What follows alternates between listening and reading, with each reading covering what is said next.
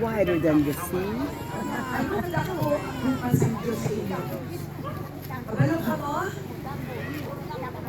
He loves you so much that he knows all the hairs on your head. Every hair on every head. He knows your hairs on your head. Ang iyong pagpalangga tumakadamo at ibaluan niya kung pinakapinuin mo buhok. He loves you so much that he knows every day of your life before you live it. So naibaluan niya kung ano ang iyong kabuhi sa wala pa kamo na tao. He loves you so much that he showed me your beach, this beach, in a dream before some of you were born. Sa wala pa kamo na tao, nakita niya na sa damgo ang ini na dagat. Ang uyan na, kamo kapalangga. God showed me this beach in a dream, even though I've never come here 6 years ago. Mga anong pakatuig ang nagligan, nakita niya na ang dream, sa dream niya, ang atong lugar, bisa wala pa siya binikakadto. And in my dream, I saw this wall, and I saw the stones here, and I saw the boats, and I saw the houses. Sa iyang damgo, nakita niya na ini, dahil ang inabira ang mga boats, kaya ang dira magid ng mga balay. And I walked on this wall in my dream, from here over here. I walked on the wall. Sa iyang damgo, nagalakad-lakad na siya kuno, And I saw the houses at the end, and all the colors of all the houses. kaya nakita niya dito may balay, kaya ang mga kulor sa mga balay diri sa palibot. And 2 years later, Pastor Saul sent my church a video. Sa nagligan na duwa ka tuig, nagpadala ako sa video sa ila. She was standing among those boats right there. O, kag nagatindog ako dito sa mga baruto. And Pastor Saul knew my church from before. We helped her. Baruto in is Abbas boat. Garden. So, sa Kala una, ko barista na nagagbulig sila kape. dito sa amon nga church Iloilo. We helped her bless the children there and build a church there. Kag ginabuligan man nila ang mga kabataan dito sa Iloilo. She sent my church a video in the water there, and she said, "Come, Taiwan, come to Guimaras." Dahil nagpadala ako sa video, nagkapala ko, kadto ka mo diri Taiwan, kadto ka mo diri sa Guimaras. And when I saw the video, I said, "I know that beach." Sa nakita niyo ang video pala, naibaluan ko ina kung diin ina na lugar. And I told my church, I saw that beach in my dream. Siling niya dito sa iyang na church, siling niya, nakita ko na ina dira na lugar sa akong dream. I said, I walked on that same beach.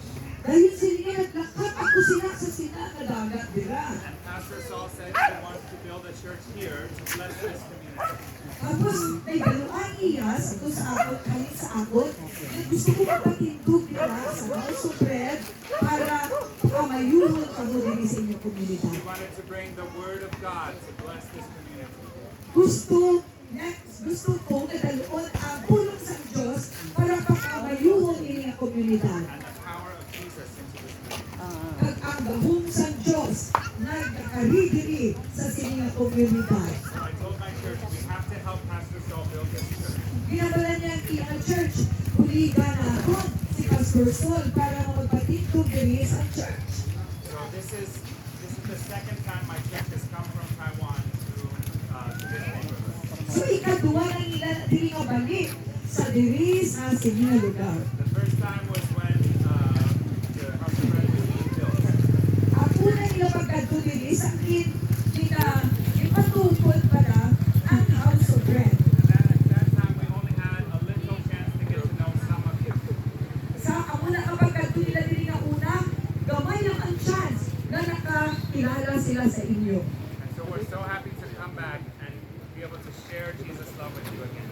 At nalipay din sila na nakabalik sila diri para i-share naman sa inyo ang pagbalanggang sa Diyos. I look like Taiwanese because I'm from Taiwan. Sa inyo ay taga Taiwan din man siya. I do. I look like- Huwag ka lang. My wife is Taiwanese. Walang gawan nilo ni asawa. Amo na siya ang Taiwanese. Taiwanese people are Chinese. Ang mga taga Taiwan, mga inchik na sila. Do I look Chinese? Naaw inchik siya. What do I look like? Ano siya yan? Yes. I am from America. Alin siya sa Amerika. When I was a little boy, I heard about Jesus. Sa gamay pa siya, nakabati na siya ng Lord kay Jesus. And I wanted to give my life to Jesus. Kaya gusto niya na ihatag ang iya kabuhi kay Jesus. But I didn't know what to give or how to give it. Pero hindi siya kabalo kung paano niya ihatag ang kabuhi kay Jesus. And Jesus put something in my heart from the time I was a little boy. Dito pa nga siya sa Ginoo sa sakit sa itagi pusoon, sa gamay pa siya. I wanted to learn other languages. Gusto niya makaibalo sa nilain na lingwahe. I wanted to go to faraway countries. Gusto niya maglakad sa iba't ng mga lugar. And so when I grew up, Jesus told me to be a missionary.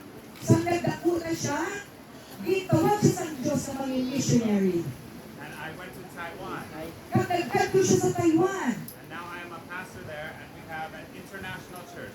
Kaya nagpastor siya dito, kaya subok ang iya na simbahan, iyas International We Church. have many Filipinos.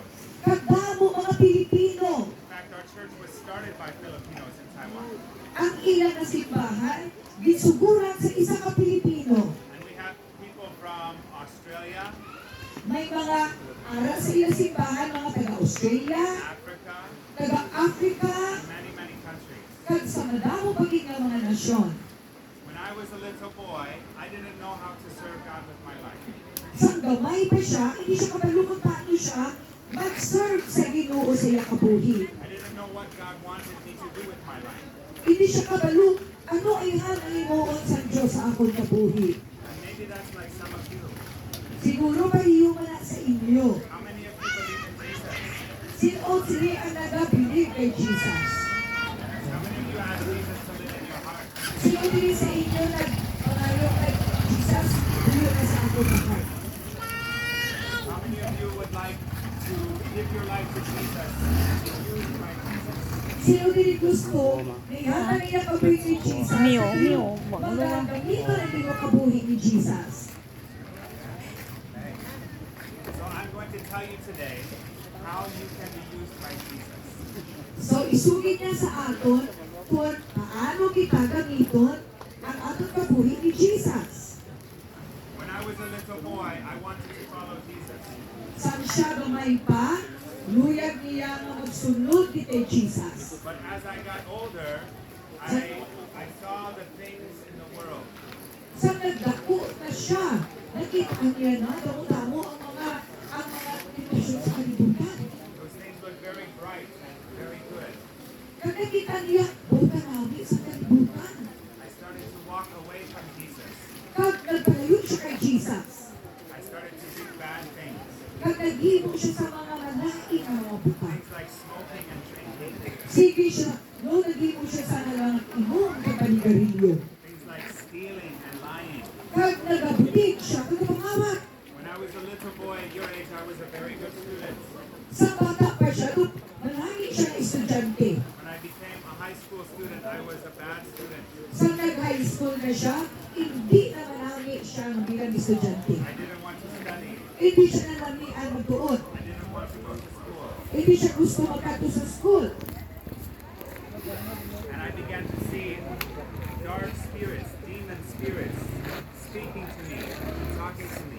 Kagmadamo sa mga demonyo nga nagapag-istorya sa iya. And I was very scared. Kag nahadlukin siya. And I didn't know what to do. Kag hindi siya kabalukon ano iya himuon. And I wanted to change my life. Kag gusto niya na magkampyo ang iya kabuhi. But I couldn't change myself. I tried. I couldn't. Kag indigin siya kay balukon paano kambyuhon ang iya kabuhi. So I began to pray. Kag nangamuyo siya. I asked Jesus to change me. Kag nalakad siya, kambyuha akong kabuhi, Jesus. I-video kong sa tubangan sila wala. Kag ihatag ang iya kabuhi kay Wala ko Jesus. live. Hindi, video to sa tubangan. Sa tubang mga bata. Sa iya kabuhi. Ikaw. Sa tubang. Tubang sila. Kag nakatuon siya sa paghambal sa siya. Sa video sila itong nakatubang. Ang mga bata. Dito ko Kag tubangan sa mga nakaibalungan bata. siya kung paano maghambal sa pagkain na lang. Gani, hindi lang. Tigam ko no. Hindi ang ginagawa. Naging siya sa Ginoo sa lain ng mga lugar. Sends people from all over the world to me. Kagin padalas ang Ginoo nagakalain-lain nga mga tawo sa iya kabuhi Tell them about the love of Jesus. para nga maistoryahan hanungod sa ang pagpalangga ni Jesus. Maybe someday God will send you somewhere. Jesus will send you somewhere far away. Nagbase sa ulihi kamungan, ipadalas ang Ginoo kundiin nga mga lugar. Before my team came to this island, do you know, can you guess where we were? Kabalo bala kamo sa tiniyon nga wala pa sila diri nag-abot kundiin sila. Look over there. What's there? See there? Nakita niyo kung ano ina ang lugar? Ano lang na isla? Negros? Yes, yes. And right over there is Kabankalan. Oh, diraman ang kabangkalan. We were in Kabankalan for 1 week. Ato sila sa kabangkalan sa isa ka semana. We helped Pastor Ted. Say hi, Pastor Ted. Nagbulit siya dito kay Pastor Ted. We helped Pastor Ted make a basketball court for his church. Oh, naghimo sila sa basketball court para sa ilang church. We did a medical mission there. Kadayon, nagdala sila sa mga doktor para sa medical mission. Many of the children there never saw a doctor before Madamo mga bata wala kakita doktor or a dentist. o kung dentista. Many of them had to have teeth taken out So ang ilang mga ngipon ipagkabot because they had so much sugar cane there. kay tumudako